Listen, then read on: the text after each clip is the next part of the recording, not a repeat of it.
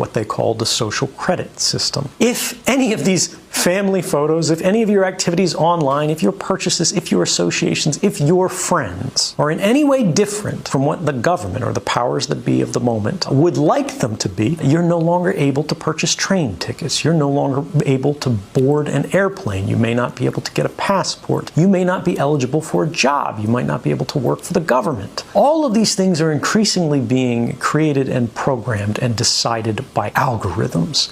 And those algorithms are fueled by precisely the innocent data that our devices are creating all of the time, constantly, invisibly, quietly, right now. Our devices are casting all of these records that we do not see being created, that in aggregate seem very innocent. You were at Starbucks at this time. You went to the hospital afterwards. You spent a long time at the hospital. After you left the hospital, you made a phone call. You made a phone call to your mother. You talked to her until the middle of the night. The hospital was an oncology clinic. Even if you can't see the content of these communications, the activity records, what the government calls metadata, which they argue they do not need a warrant to collect, tells the whole story. And these activity records are being created and shared and collected and intercepted constantly by companies and governments. And ultimately it means as they sell these, as they trade these, as they make their businesses on the backs of these records, what they are selling is not information. What they are selling is us. They're selling our future. They're selling our past. They are selling our history, our identity,